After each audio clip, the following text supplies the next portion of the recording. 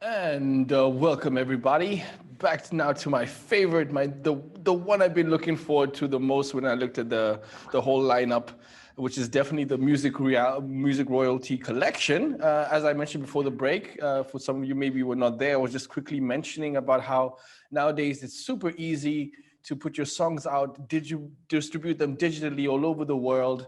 But I think a lot of people thinks that that's where it stops, and just let the streaming money pour in. But no, you got to register it, and you got to understand the different types of royalties and publishing and how it all works and how you can make that all work for you. And so this one's going to be a bit different because we're going to have three speakers to break down the topics. But also, I want to keep in mind that we're going to have three polls running.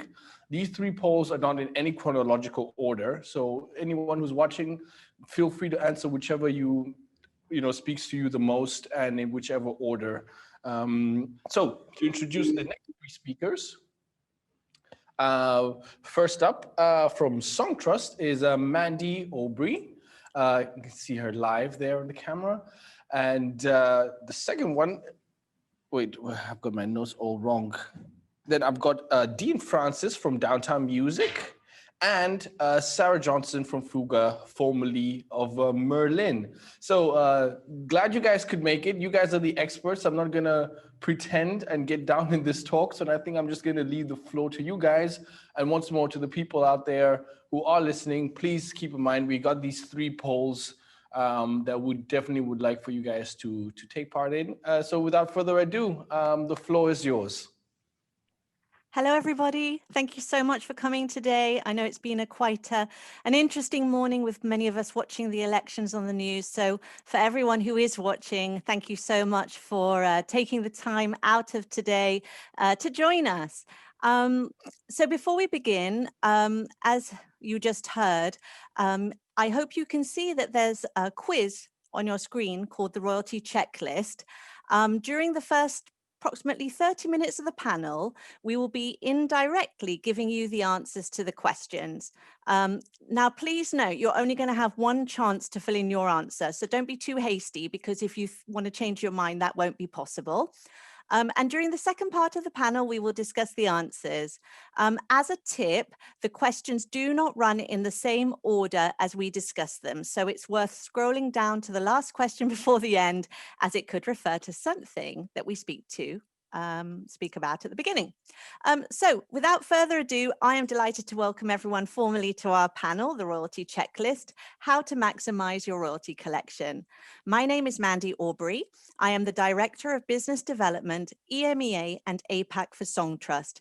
And with me today is Sarah Johnston, Senior Operations Manager UK for Fuga, and Dean Francis, General Manager Neighbouring Rights for Downtown Neighbouring Rights. Now today, we will be taking you into a parallel universe where myself, Sarah, and Dean are successful independent artists, writing, recording, and distributing our own music. So I'm going to start by introducing myself as my alter ego. I'm still called Mandy, but now I am lead singer, keyboard player, and one of the writers in the band, which we call the Panelists.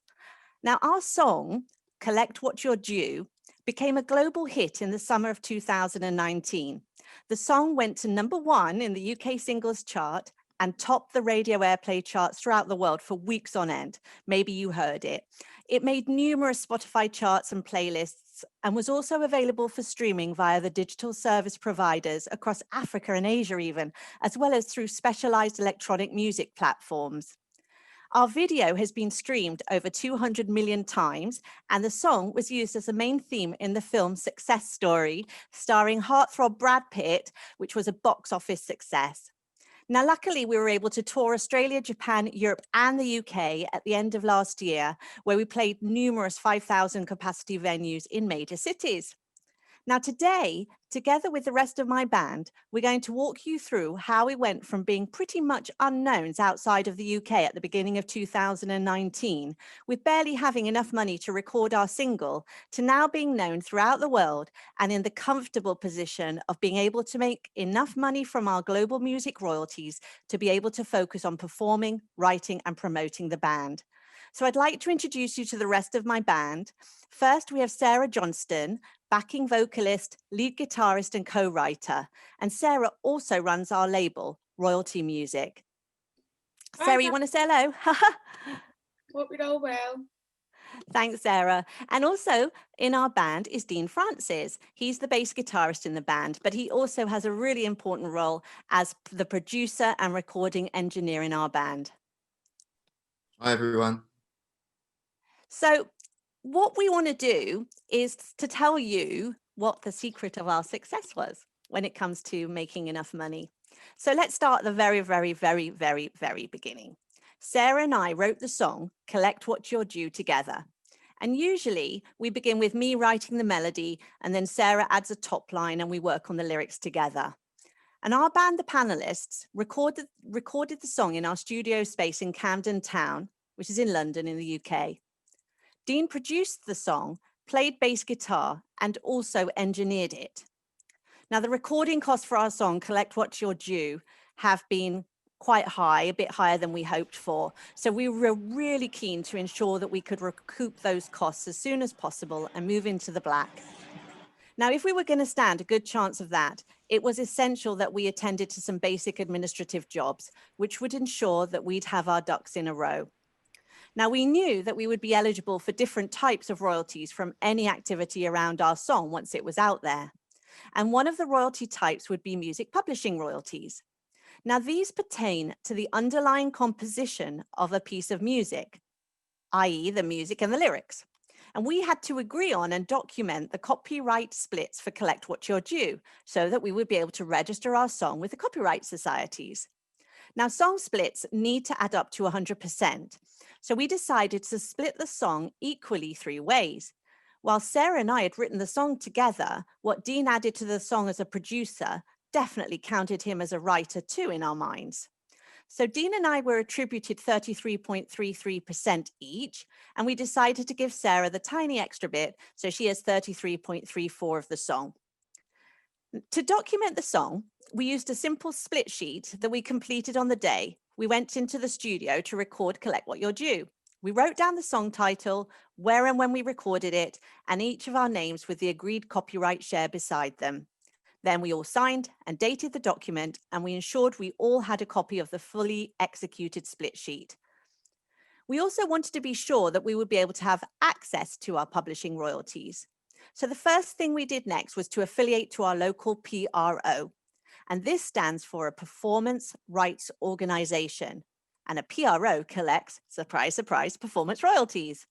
Now, performance royalties are generated when a song is publicly broadcast. For example, when your song is played on the radio or on television, in restaurants, bars, and clubs. But performance royalties are also generated when your song is sung or played live, and when it is played on certain forms of digital media like internet radio. We planned to distribute our song, and we were performing live, so we knew that we would need to collect performance royalties, and that affiliating with a PRO would ensure we could do so. We chose the PRS as we're all based in London in the UK, and we had heard of others amongst our musician friends. There's ASCAP and BMI in the US, Gamer in Germany, SACEM in France, but for us it was important to be affiliated to a PRO close to home. Now, affiliation was quite a simple process, and we were swiftly attributed our own unique IPI number. And this number identified each of us as a writer. Sarah was really pleased about this. People always spell her name wrong, and that concerned her that they wouldn't be able to match her to the music, but she could still be correctly identified as a writer of all her compositions with her unique IPI number. However, we were aware that mechanical royalties would also be generated. Mechanical royalties are generated when a copy of a song is made. So some examples of this are when a label produces CDs and someone digitally purchasing your song, or when your song is streamed. And we plan to make our song available for download. And later down the line, if the song was successful, we hoped to release a limited number of special edition color vinyl versions of the single. So mechanicals would be important.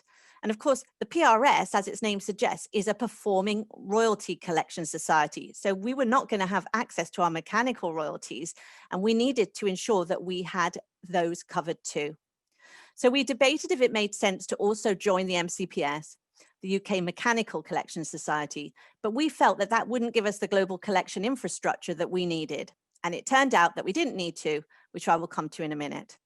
We researched our options, and because we were unknown at the time, no publisher would give us the time of day. And in any case, we wanted to remain completely independent artists. But we had been told that royalties don't hang around forever. There is a time limit on how far you can backclaim them. So we thought that if our song was successfully registered worldwide, we'd have the most chance of collecting everything due to us. Reputable global administrators have access to global mechanical and performance income sources through their direct licenses and collection society affiliations. So we decided to use one of those, and that meant that we would be able to collect our global mechanical and performance publishing royalties. We chose Song Trust, but there were others that we also considered using. They collected our worldwide royalties and took a 15% admin fee on what they collected, paying the 85% remainder through to us. And because publishers are not able to collect the writer's share of performance, we knew that through the PRS, we'd be paid the 50% writer share of global performance royalties due to us. So we were sorted, and our administrator registered Collect What You're Due for us everywhere. And the whole process took about 6 to 9 months for every society and service to acknowledge their registrations, as some societies do take a frustratingly long time. But otherwise, everything happened within a reasonable time. And then we just had to wait for our publishing royalties to flow through. Now, Dean, do you want to explain what you did for us? Sure. So another of the royalty types we found out we had to collect for was neighbouring rights. As opposed to composer and publisher royalties that Mandy referred to earlier when she was referring to music publishing, these are for the copyright that exists in commercially available sound recordings. We found out that royalties are generated when recordings are used in a public domain and then are paid to the owner of the master, who would be us in this instance, and the qualifying performers at a 50-50 split.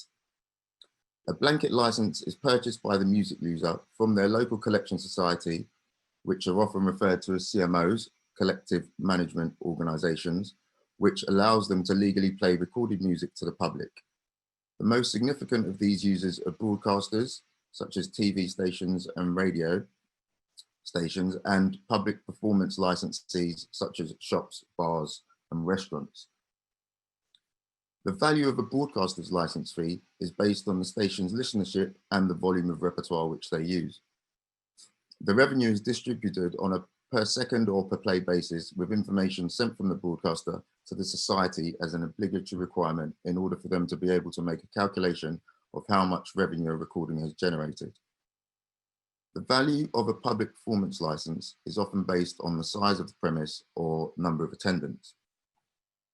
The revenue is being distributed using surveys, charts, and some independently sourced airplay data, as it is currently uneconomical to have audio recognition devices in all these premises.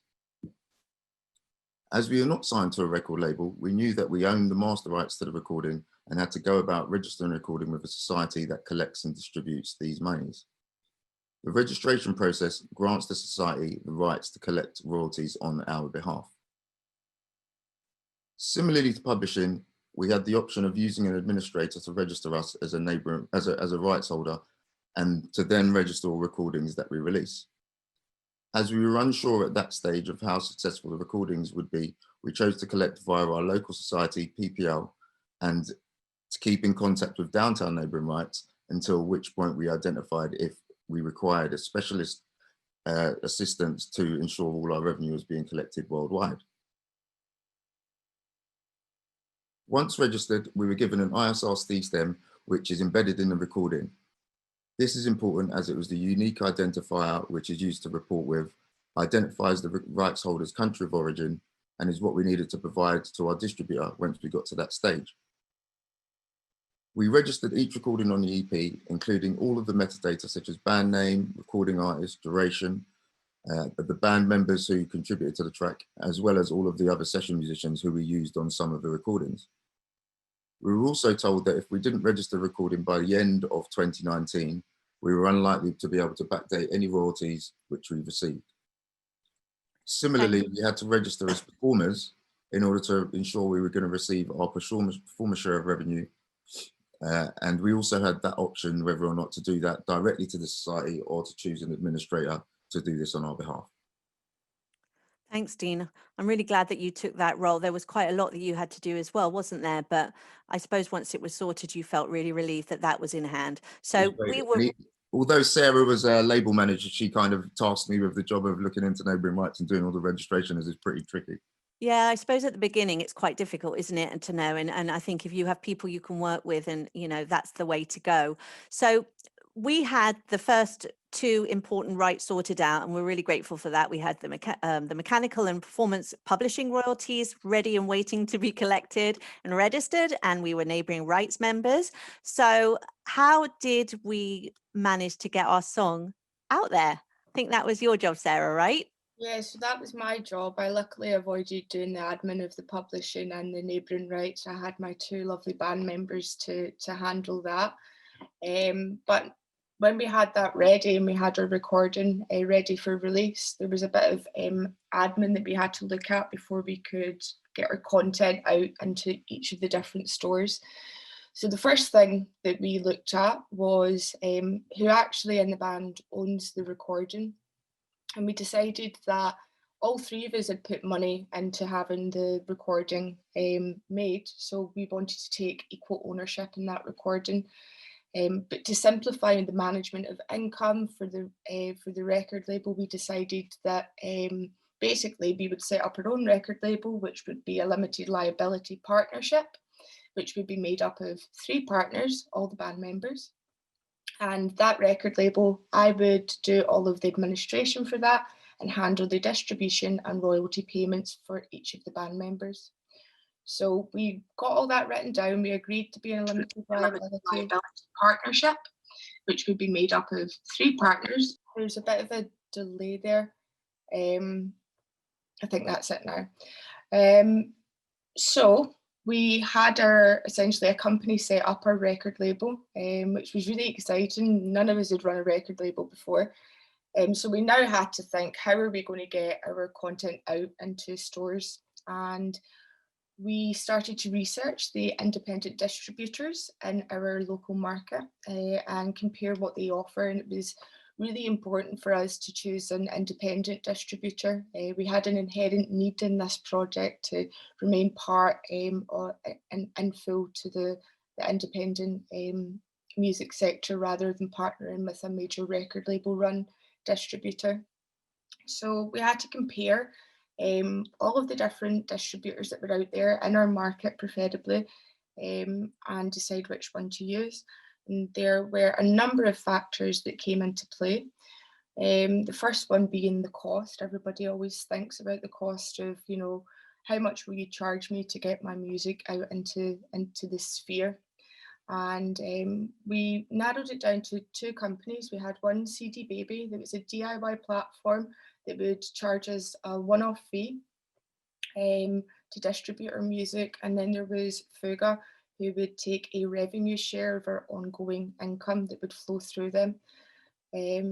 So that was a major part of our decision making on who to choose. We opted to go with Fuga because of the additional tools that they offered. So they allowed us to have access to a great dashboard where we could see daily trends and analytics of our content across different stores, and also hone into that data and see where exactly our music is being played, what playlists is it on, to really see what our demographics were for planning that tour that Mandy had mentioned. That was a great help. On top of that, they've got a great marketing team who were able to provide us with marketing strategy and support. And then lastly, they had a simplistic royalty reporting format, which was a single sheet which we would report all of our reporting information each month so that we could process it in a single format and have a little bit more ease with data understanding, because for me that was a huge thing. I was very nervous about being in charge of reading all of this data and analysing it and making sure that my band members got paid. So as I said, we picked Fuga and they took a 20% revenue share of our sales. But they offered us the great marketing support, simple and easy monthly reporting, and a local representative in our market that I could liaise with when I needed support, if I had any questions, which I'll come to later on when we get to us actually receiving the reporting. I needed a lot of support in that first month. And also lastly, they gave us this great analytics tool that we could use and help plan our business around it. So we're really glad that we went with Fuga. And the last thing before we could actually distribute our music that we had to think about was once we got the money back into the limited liability partnership, how were we going to distribute that between us? So we decided that each of the 3 band members, myself, Dean and Mandy, would take 25% of the revenue that was reported back from Fuga, and we would keep 25% of that revenue inside the limited liability partnership, which was our record label. And this would make sure that each band member would have a salary each month from reporting, but also we would have money inside our company to continue to invest in touring, buying merch, recording new releases, because we saw this as a long game. We really wanted to be successful, and we wanted to invest in our futures. So that seems like a lot to consider. You've got lots of decisions to make there, and especially when you think about having a limited liability partnership, you've got to have all of that in writing. But we got there, and it was exciting. It was time to get the music out to our soon-to-be fans. So with Fuga, they gave us a great demo of their platform, and we were assigned an onboarding manager to walk us through creating products and being able to deliver our music to stores. There was quite a few bits of mandatory information which we had to provide Fuga with before we could get our content out to stores. And all of this information was made up of obviously our audio master, which had to be a high quality WAV or FLAC file. We don't want to be delivering a CD quality MP3 over to stores. That's what our account manager told us. We also had to look at getting a graphic designer involved to create an artwork and the specifications that Fuga required, which was a minimum of 3000 by 3000 pixels. This is a mandatory and standard artwork format because it meets the standards of what Apple and Spotify and other stores need to display your picture of your artwork on their platforms.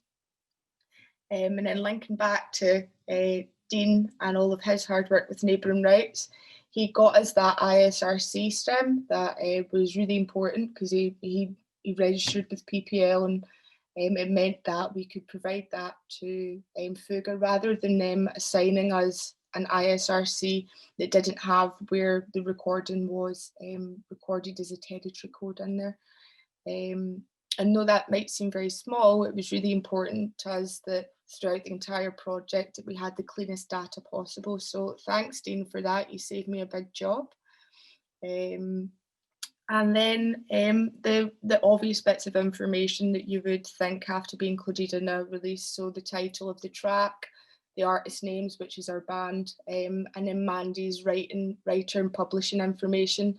Though our distributor doesn't collect our writing and publisher royalties, basically if we can send that correct data over to the stores, it matches up on the system and keeps the data clean.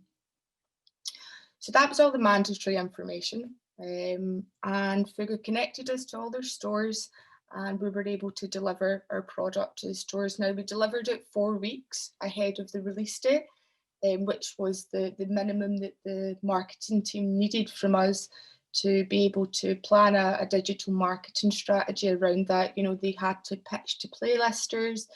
Playlisters have so many bits of music to listen to that they need to really get through that. So the further in advance we delivered it, the more attention it could be given by the Fuga marketing team, but also by editorial playlisters at DSPs. So the music was out there, and we had to start thinking about the next step, which was the money coming back to us. And I'll hand back over to Mandy for that, to give some more insight. Well, thank you so much. That was really a lot of information, but really clear. And I hope and I believe that this session's being recorded, so there's going to be a chance to go over what you've mentioned again. And also don't forget, there's the quiz, which does also give a chance for everyone to think about what we're saying in a bit more detail, and we'll make sure we discuss the answers afterwards as well. So now on to the good bit. You know, we wouldn't tell everyone what we did if we hadn't been so successful. And of course, we were so successful because of the strength of our single. But even if we hadn't been as successful, we would have seen some royalties for sure. And we know that from what happened next. First of all, we were really glad that we took care of the publishing administration early on, as we did find that it took a lot longer than perhaps the other, main royalty stream that we received at first, which was from distribution, as Sarah will talk about soon. So it took about 6 months after our song was released for the first royalties to start being accounted to us. And the first royalties we received from the digital were from the digital services for the streams. And I think that was probably because of the method that Songtrust uses to collect royalties from digital. And that was a relief, because at least we got those soon. But in the beginning, the amount wasn't very high. But within about 12 months, we were receiving much, much more significant amounts due to the high streaming figures of the song. We also started to get performance royalties from the offline airplay of the song around the world. So by that, I mean from the radio, in particular in France. That was great. They really liked our single. And also in Australia, it got a lot of daytime radio play. So that was great. We still had to do a bit of work, even though we thought that we'd set everything up at the beginning. Turns out you can't just set everything up and then ignore it. When we were on our tour, we found out that we needed to send Songtrust full details of the set lists we played. So every show, we had to tell Songtrust about the date, the venue, the country of each show, the capacity, the promoter info, and the corresponding set list we played. We discovered, still learning as we went along, that we could not claim publishing royalties for the cover we liked to include in our set. It was a version of Joy Division's Love Will Tear Us Apart, but as we obviously didn't write it, we couldn't claim live performance publishing royalties for it. However, we had to still include the song in our set list so that the writers of that song would receive their royalties when we sang the song at our shows, because it was their song. We were lucky enough to support New Order during our UK tour, so we expected a high performance royalty payout from the PRS for that, and we did. Surprisingly, though, we also received royalties from our club shows, even when we played this small pub in our local place of Camden.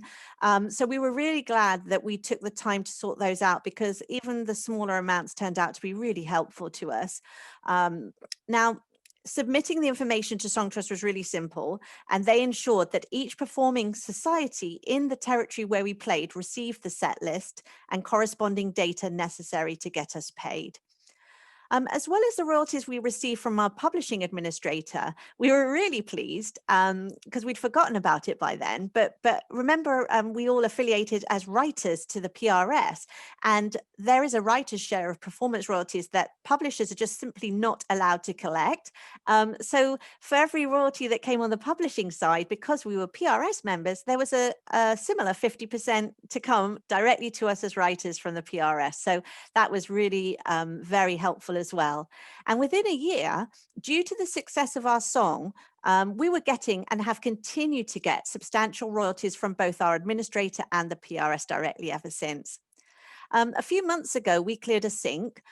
This came via a third-party sync company who really, really like our music, and they decided to devote themselves to our catalogue. They work very closely with a lot of music supervisors and ad agencies, so they got us the sync.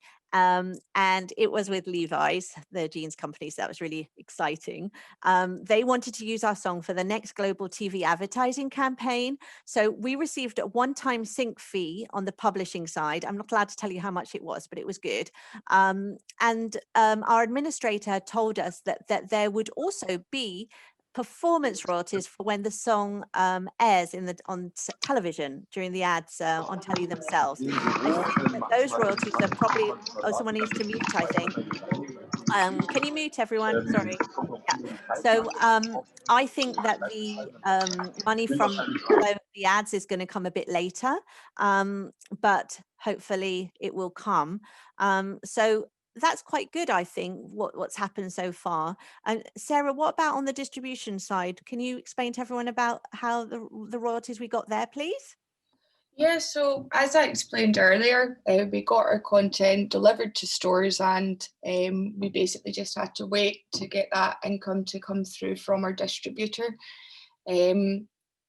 We were able to see the usage of our songs on our trends and analytics tool that our distributor provided.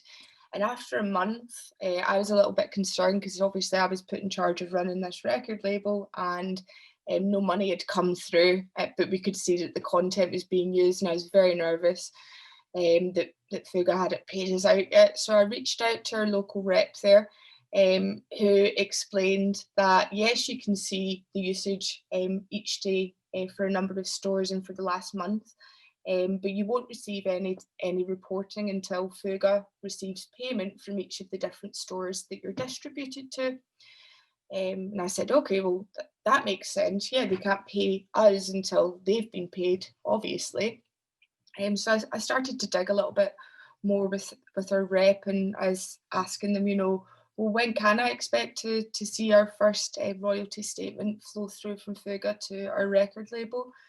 And he said, some stores pay 3 months after the end of the reporting month that they're accounting for. Some pay quarterly, some pay once every 2 years. It really varies on the stores and how those stores operate. But a general count that they said that we could use was 3 months after the release date, we should start to see reporting flow through from a number of stores from Fuga through to our record label. So that put my mind at ease. I was terrified that I'd made the wrong decision, that we weren't getting paid. But 3 months passed and we got that first set of reports. And, it contained all the information that I'd supplied as mandatory information for Fuga to deliver the stores. So I finally understood why they needed that information, the ISRC, all of it, the track name. It was so that the reports that came back to me, I'd be able to process them and understand that key data that they have and research it a little bit. So this set of reports came. It was a single template, and it had lots of lines of data that were all in the same format for each of the different stores that we distributed our music to. So everything was in the same template for the report, from YouTube, Spotify, Angami, Apple Music, iTunes downloads. All those stores were put into a single template so that I could understand and process those reports with great ease, which I did. I used Excel, but I use a MacBook, and Excel has a maximum amount of lines that you can open in Excel. I think it's 1.5 million. And of course, for the first few months of reports, we didn't have that many lines of data. But as Mandy said, we started to grow and we got a sync, and that fed into the amount of usage that we were getting fed back in our reports each month. And it got to a point that I couldn't open the reports anymore in Excel, so I started to worry. And I reached out to our distribution rep, frantic, because I had this huge report that I couldn't open, knowing how much money was involved, and I had to get it all distributed to the appropriate places. And they said, oh, have you thought about using our reporting software? And they gave me a demo of reporting software, recommended a couple of other companies as well. But basically the reporting software, you just upload the file and then the system processes your reports for you. So you're not having to create pivot tables and all these different things in Excel. So it really streamlined the work for me. But yeah, so we got these reports back. It was great. My mind was at ease. We had a reporting software in place. But it's probably helpful for all of you to understand, how we managed the income that came from Fuga and the rev share that they took. So the income that they took from us for their services. and then how we managed that within our record label and our limited liability partnership. So Fuga took 20% of our 100% royalties, which meant that they paid us out 80% of the overall royalties generated. And then each band member would be allocated 25% of the overall 80% that we were paid, rather than the 100%. You know, Fuga's 20% or 80%. We would focus on only distributing that 80% between the 3 band members. So we took 25% each. I gave reporting to each of my band members and also for myself, paid them out, and then we retained 25% of that 80% inside our limited liability partnership, which meant that, you know, me and my band members were getting a salary, but we were also able to, you know, continue to pay for our own recordings, touring, merchandise, and really invest in our future. Because as I said before, this was the long tail for us. Yeah, so that's essentially what we did with the reporting. The key things that I think it would be helpful for everyone on the call to remember is that, you know, you need to be fully aware that you have lots of data that you're going to have to process when you do start to get your royalties back. So make sure that you know what you're doing. Take a basic Excel course, all these different things, and eventually you come to terms with it and you understand it. It's overwhelming to begin with. But I finally found my ground, and I feel really confident that my band members have trusted me to run our record label. It's a really satisfying feeling. Sarah, thanks. That was really good that you we did trust you, because you did a super job and you're still doing a good job for us. So thank you. There was one other royalty stream, the neighbouring rights royalty stream, that Dean's going to tell us about in a minute. Just a reminder that there's the poll and it's going to close in a few minutes. So if you haven't already completed it, if you could be so kind as to try to answer the questions. It really doesn't matter if you get them right or wrong. We're going to talk about them. But now's your final chance to do so. So Dean, would you just tell a bit? I think neighbouring rights, were they the last royalties that we started to get? I think so, right? Yeah, so there was quite a big lag, and similar to how you explained in terms of publishing royalties, we began receiving neighbouring rights royalties in the middle of 2020, which is quite a big lag time. There were also some countries we knew we had success in that we've still yet to receive payment for. And this normally relates to the fact that some societies are relatively small operations, which means it takes them quite a long time to process all of the relevant information for neighbouring rights payments. The 50% label share we received was paid into our LLP account that we set up, and that was great because, as Sarah said, this money can kind of all be set aside for future projects, which was great. On the performer side, each of us received equal payments as we're bandmates. We did have some session musicians on the recordings too, and they were kind of a bit alarmed by the fact that we received a significantly large payment than them. And we explained that most societies have predetermined splits that relate to your status on the recording, i.e. if you're the main artist, you'll receive more than the session musicians. Some statements they provided to us had useful information sources such as what income, where the income came from, and the recording allocations, which we found really useful.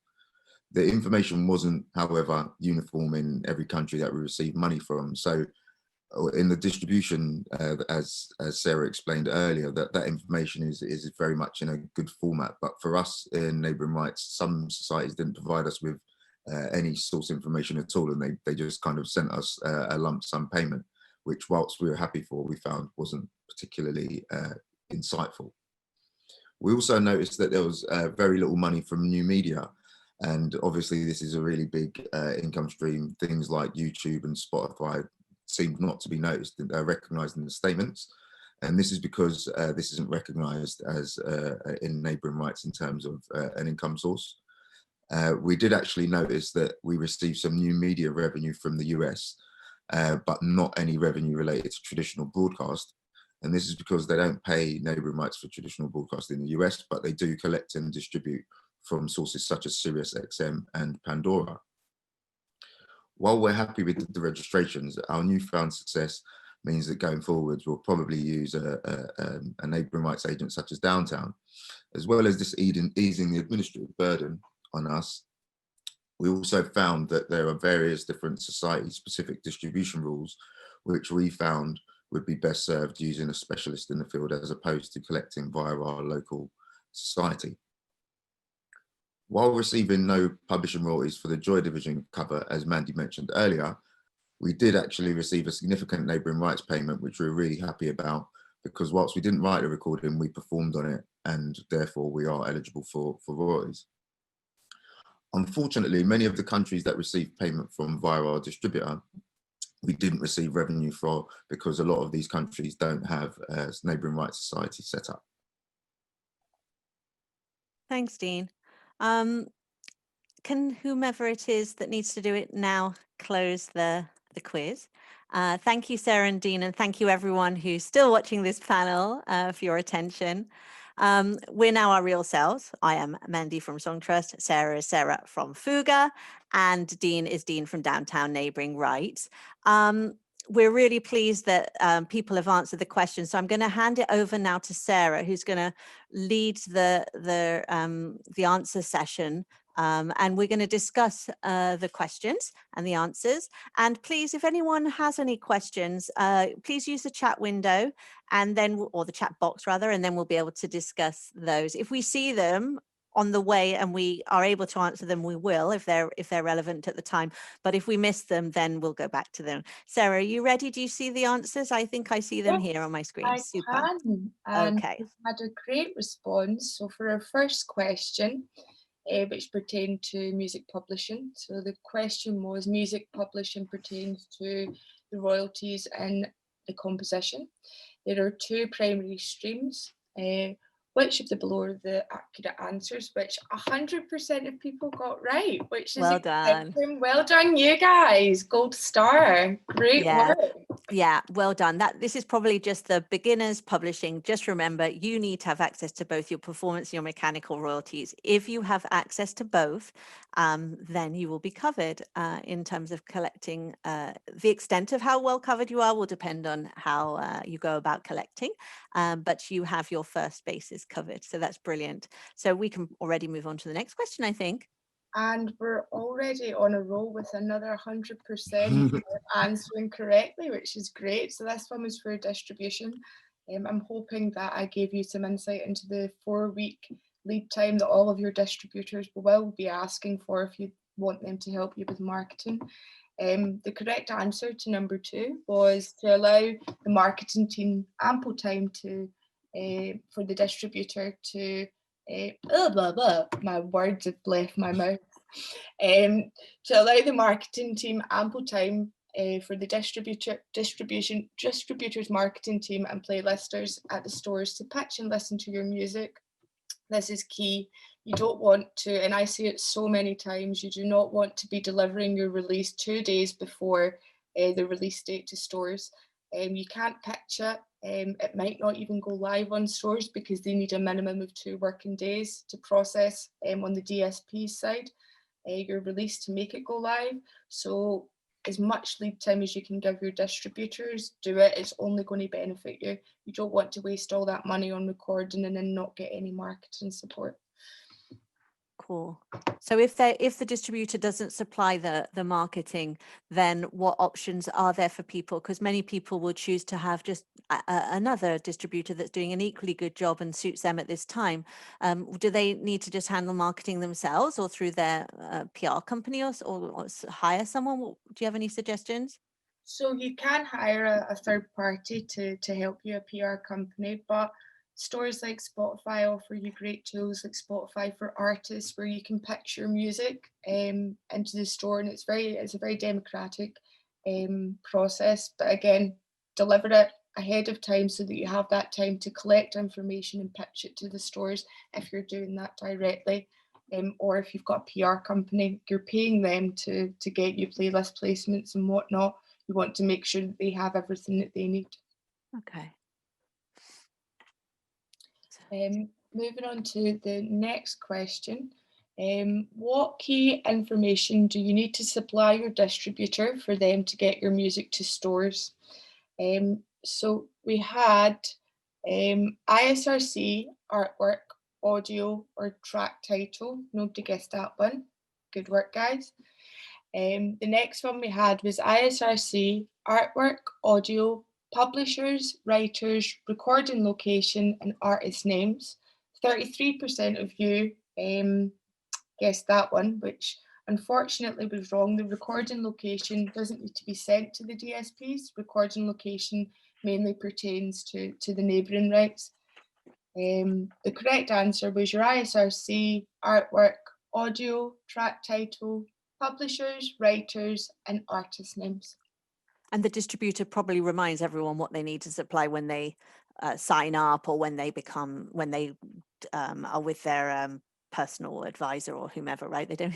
It's a lot to remember, isn't it? All that stuff. You do not have to remember all of that. Most of the distributors will have an interface that you put this information into, and they will not let you deliver the product until they have all the mandatory information. So no need to worry, you don't need to remember that list. Next we have, as an artist who owns my master, should I contact a distributor prior to requesting an ISRC code from my local neighbouring rights society? And we'll hand over to Dean to deal with this one. Yeah, so Sarah and I kind of touched upon this briefly earlier. The fact is that when you do register your masters with a neighbouring rights society, part of that whole registration process, if you're in the majority of countries, is that they will then issue with an ISRC code. Even if you're not in a country that has kind of a significant neighbouring rights society, you're able to contact the IFPI and they will give you the ISRC stem, which you can then provide to your distributor in order for them to assign it, in order for you to be able to recognise it for each particular recording, as opposed to the distributor assigning their generic ISRC code, which won't kind of almost denote that you're the actual owner. And it will have important information, such as, Philip, can you mute, please? There he has. Yeah, which has important information such as the country of origin of the actual label, which 90% of the time will be the same as the recording country as well, which, as Sarah mentioned earlier, is relatively important. Yeah, may I just add something? On the publishing side, I've noticed that more and more often it's becoming hugely important, as digital has taken such a primary role in the collection process, that when registering our songs on the publishing side, we also register them with the ISRC embedded in our registration. And that's because there are so many income streams now that we want to be sure that there is an absolute match between the recording and the composition. So although we've been spending a lot of this panel saying about the differences, as we've already given a few examples, everything works together. So if you get it right together on the recording side, on the composition side, and you're not only preparing the way to make sure that you can make your life easier as you go, but you're giving yourself the best possible start of getting your royalties. So with Songtrust, we make it possible for people just to literally add their song and then find the recording by one click with a direct link to Spotify. They click add recording and then they have the ISRC. But for many of you, you may choose to go with another administrator for whatever reason, or a traditional publishing deal for whatever reason. So do guard these ISRCs carefully. They tend to be quite long numbers. I think they're maybe 12. I don't know how many digits they are, but they're important and you want to have them handy because, when you start to perform one of the admin tasks and then you have to rummage around to get these numbers from your back pocket or somewhere. And if you get them wrong, even, it's a nightmare. So take them seriously and bear in mind that the ISRC will be different every single recording. So whilst the publishing will be the same for in our example for our song, the publishing was split exactly the same for the song, whether it was the original version or the radio edit that was used in France or the French language edit, whatever it was. And but the recordings, there were multiple different recording ISRCs. So we made sure in our other world that we attributed the correct ISRCs every time we registered. So, yes. So, and I'd like to add, Mandy, another issue that we can sometimes come across is where an ISRC has been assigned to the recording using the labels ISRC them and they don't inform the distributor, that can then lead to 2 ISRC codes being created, which is obviously an issue for various different reasons. But yeah, you basically want one unique identifier for the recording as opposed to having 2. So it is important, as Mandy said, that you do kind of put a lot of importance on that. Thanks. Okay, next question.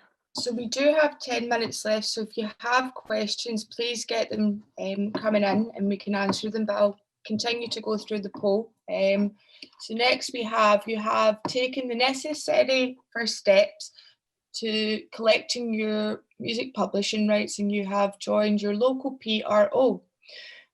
What royalty stream will you now have access to?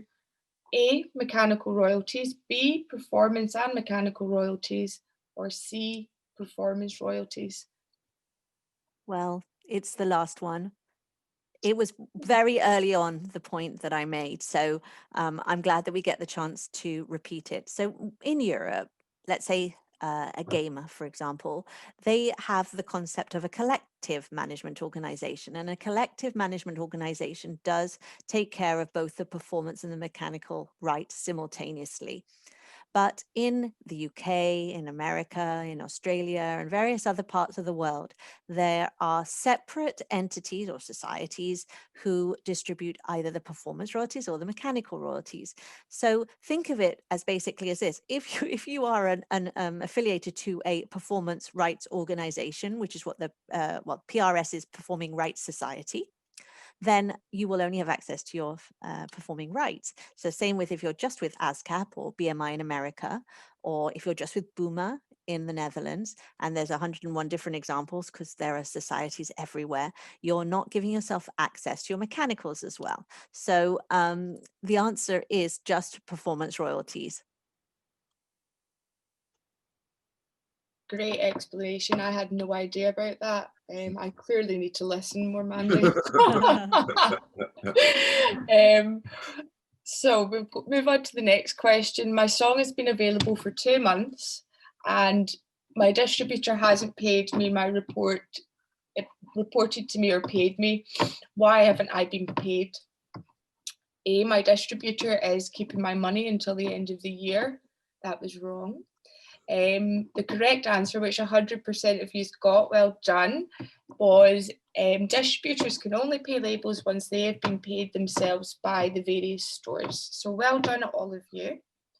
We can move on to the next question. Yeah, may I just add, I'm sorry, I'm always talking, but it's exactly the same with neighbouring rights in publishing, that we cannot pay for royalties that we've not received ourselves. And we have to receive 2 parts. We have to receive both the payment and the data. So even if a collection society has sent us over their reporting, for example, on the publishing side, and it says that we're due X, Y, Z, and even if we've matched it, we would still not actually report it to our clients if we've not got the money in the bank, because obviously we are reliant on that to make the payments outwardly.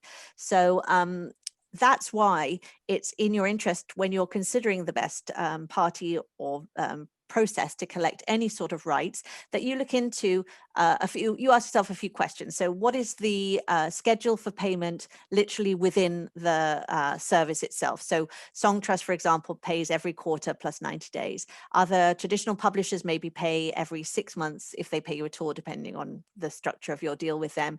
Neighbouring rights might be 6 months, quarterly, whatever. It doesn't really matter. But the point is that if you choose a publisher, for example, who uses a lot of middlemen or middle people like sub-publishers, then it could be that the sub-publisher collects the money, say, from the Polish Collection Society, and then the sub-publisher pays the original, well, the administrator in line with when they are supposed to pay, and then the administrator then pays you, our clients, in line with when the money was received. So that's already adding possible months to the process, whereas other administrators will go directly to the source, get the money and pay. And there are different stories in terms of every different administrator, but please, if you can put on your checklist when you're considering people, could you ask people not only how often do they pay royalties due to me in this instance, but also how do they collect the royalties globally, and spend time, it's your right, you know, to know these answers. Find out whether they're going direct or whether they use sub-publishers or middle, I don't know, agents or someone. And if they do, it might not necessarily be a bad thing. It could be that they then have access to the royalties in a smoother, swifter, more efficient form, but you need to feel comfortable that you know that. Also, if you are a publisher or a label and you have to report to your own artists or writers, you need to have this information. So that's my words of wisdom on that one. So much to think about. I know. But at least we're getting out there, Mandy. That's the key point of this Yeah. panel. So moving on to number 7, and we do have 5 minutes left.